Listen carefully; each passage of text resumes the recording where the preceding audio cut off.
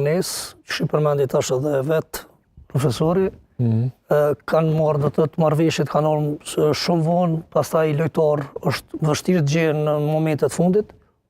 edhe të e di që financiarisht nuk jene na milionera që mund të marrim lojtar shumë të shtrejt edhe mund të gjejmë zgjidhje shumë të lehta, për ndryshe gjithmonë duhet me shiqu financiarisht që shqëndrojnë edhe me marrë dhe përforcimet pastaj. Me ato përforcime që i ka marrë, sot Drenica është në vendin e 7-11 pikë, unë mendoj që ka bu një punë shumë të mirë profesori, është e vërtet që komponimi nuk mund vje shpejt, kur buon lojtar të ri, kur të vinë lojtar që është problem të inkuadrohen me njerë apo të inkorporohen në ekip, edhe i vynë pak kohë mu komponu, por ndryshe ato që tha profesori, veç ma mori për mendjes, edhe ma mori atë fjallë se deshta me thonë se unë të Drenica e shumë problemi më të madhë mbrojtjen, se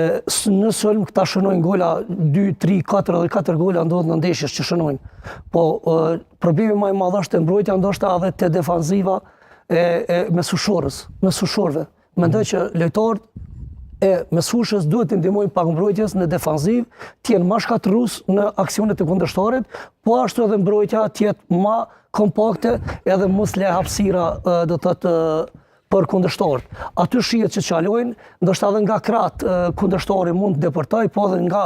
qendra po depërton, kështu që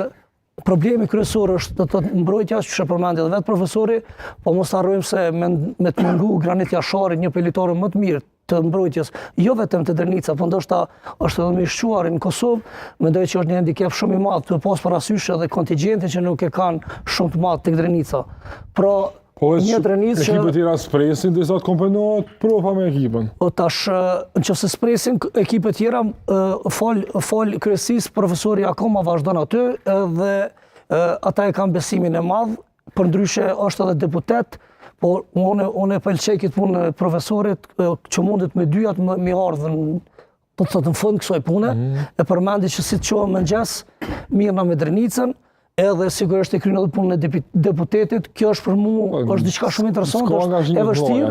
është e vështirë, po gjithsesi nëse ja del atëherë do të më përgëzoj edhe profesorin që ekipa nuk e lën asnjëherë anash, po është gjithmonë me ekipën, është edhe pranë ekipës. Këto 4 humbjet e fundit është normal që dhem edhe është e vështirë me po Drenicën,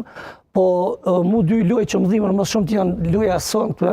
kundër Llapit, edhe loja me Malishevën që kanë shënu 3 gola edhe nuk kanë arrit me marrë të paktën bile një barazim. Pra një Drenicë që nuk e shoh që mund të rrezikohet shumë, i duhet sigurisht një fitore, rikthimi i lojtarëve titullar, edhe mendoj që Drenica mund ta shohim përsëri pak më lart se tashmë që është në tabelë, ose më mirë më thonë në tabelë, në mes të tabelës, ku edhe aty mendoj që është synimi kryesori edhe i kryesisë edhe i profës, pasi të e ditë gjithmonë kontingjentin lojtar, problemet që po